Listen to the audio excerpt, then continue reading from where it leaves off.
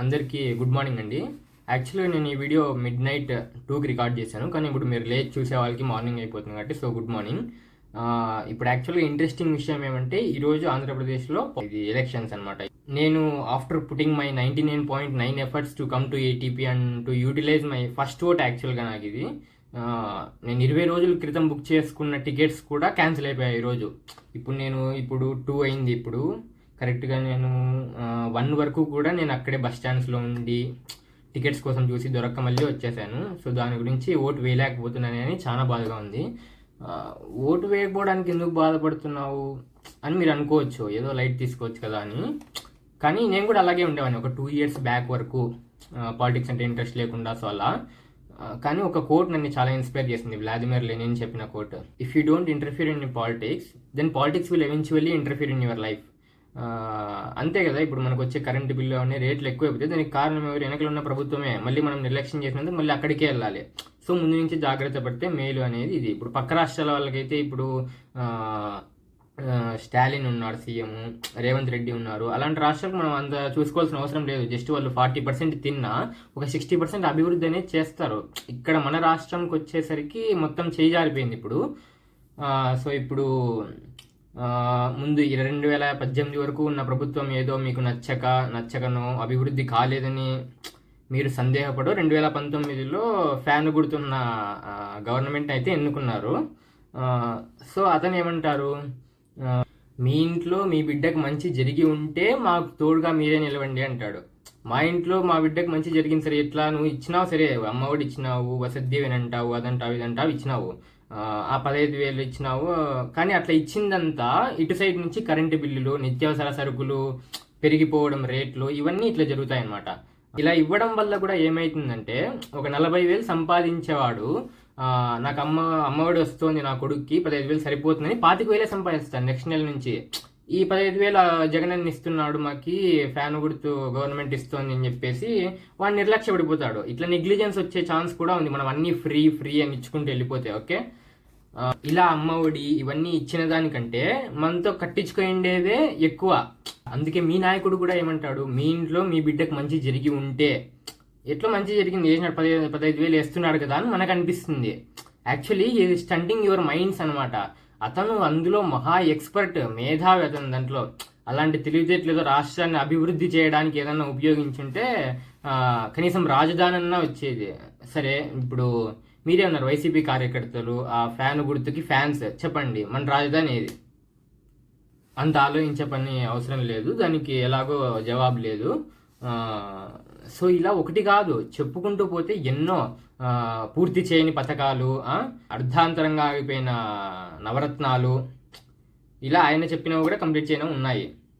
అయినా నాకు ఒక్కటి అర్థం కాదు, ప్రతిసారి మన ఇంట్లో మంచి జరిగిందా, నాకు ఏమొచ్చింది, నాకు ఏం పథకం వచ్చింది, ఇవేనా ప్రతిసారి? ఇవేనా?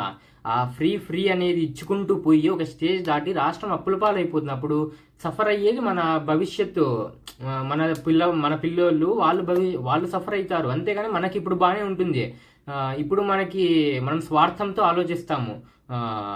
నేను ఇప్పుడు బాగుంటే చాలు, ఈ నెల నాకు గడిచిపోతే చాలు, ఈ రోజు నాకు గడిచిపోతే చాలు, ఈ 2 ఏళ్ళు నాకు గడిచిపోతే చాలు, నెక్స్ట్ స్టెప్ ఈ 5 ఏళ్ళు నాకు గడిచిపోతే చాలు, ఇట్లా ఉంటుంది.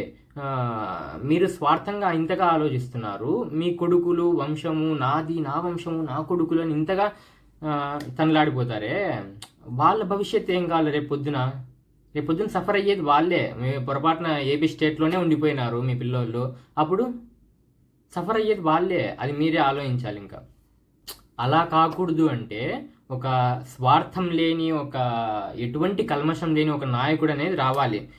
ఇప్పుడు ఫర్ ఎగ్జాంపుల్ ఎంతో భోగభాగ్యాలున్న హీరోగా చేసే ఫిల్మ్ ఇండస్ట్రీలో అలాంటి స్థాయిని వదులుకొని ప్రజలకి మంచి చేయాలి అనే ఉద్దేశంతో రాజకీయాల్లోకి వచ్చి ఒక పదవితో ప్రజలకి మంచి చేద్దామని అనుకున్న వ్యక్తి ఇప్పుడు రాష్ట్రం కష్టకాలంలో ఉందని తెలిసి వేరే పార్టీలతో విలీనమయ్యి ప్రజల కోసం ఇంత త్యాగం చేసిన వ్యక్తిని కూడా, అంతకంటే నాయకుడు మీరు అసలు ఎవరిని చూపిస్తారు చెప్పండి? ఇంకా అది కాకుండా మనం చేసిన తప్పుల్ని ఎత్తి చూపేకి ఒక గర్జించే సింహం వచ్చిందిరా అని తెలిసిపోయి ఆయన పోటీ చేసే పిఠాపురంలో కూడా ఓడిపోవాలని ప్రార్థించే వాళ్ళు ఎంతమందో ఎందుకంటే ఒకసారి అతను గెలిచి అసెంబ్లీలోకి వచ్చి వాళ్ళు చేసే తప్పులన్నింటినీ ఆ ప్రశ్నించే ప్రశ్నలతో అసెంబ్లీ అసలు దద్దరిల్లిపోతుంది. అతని ఆ వాక్చాతుర్యం అనేది అంత అంత రిఫ్లెక్ట్ అవుతుంది అనమాట. అతని వాయిస్లో అప్పుడే తెలిసిపోతుంది.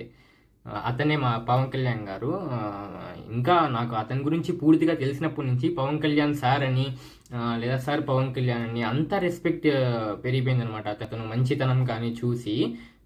సో అంటారు కదా, హరీష్ శంకర్ అంటారు, అతని స్థాయి వేరు అతని స్థానం వేరు అని. ఇప్పుడు పవన్ కళ్యాణ్ గారి పక్కనే ఉండి పార్టీలో అతను పార్టీ కోసం ఎంత తాపత్రయపడుతున్నాడు, ప్రజల కోసం ఏం చేయాలని ఎంత తాపత్రయపడుతున్నాడు, అలా చూసిన వాళ్ళ కల్లారా చూసిన వాళ్ళ నోటి నుంచి నేను చెవులారా వినడం అనేది జరిగిందనమాట. అప్పటి నుంచి అతని మీద ఇంకా రెస్పెక్ట్ అనేది పెరిగింది. ఇప్పుడు ఈ పాలిటిక్స్లో క్వశ్చన్ ఏంటంటే, అసలు పవన్ కళ్యాణ్కి ఎందుకు ఓటేయాలి, మాకి ఏంటి ప్రయోజనము, ఇలాంటి ప్రశ్నలు అనమాట. అసలు సరే, మీ నాయకుల్లాగా మా నాయకుడు బిర్యానీలు మందు పంచి ఓటు అడిగేది, డబ్బులు ఇచ్చి ఓటు అడిగేది, ఇలాంటివన్నీ చేయడు. కనీసము మీ చుట్టుపక్క ప్రాంతాల్లో అయినా విన్నారా జనసేన పార్టీ వాళ్ళు డబ్బులు ఇచ్చి ఓటు ఏమైనా అడుగుతున్నారని? కనీసం ఎక్కడైనా ఒక్కసారన్నా విన్నారా? అంతెందుకు, ఇప్పుడు మీకు కాల్స్ వస్తుంటాయి కదా, ఈ తెలుగుదేశం పార్టీ నుంచి వైసీపీ పార్టీ నుంచి వస్తుంటాయి కదా కాల్స్, అట్లా జనసేన నుంచి ఒకసారన్నా వచ్చిందా? సో అలాంటి చిల్లర పనులు చేయాలనే ఆలోచన కూడా అసలు రాదు. అలా చేసి ఓటు అడగాలి అనేది ఎప్పుడే కానీ అతనికి అలాంటి ఆలోచన కూడా రాదనమాట.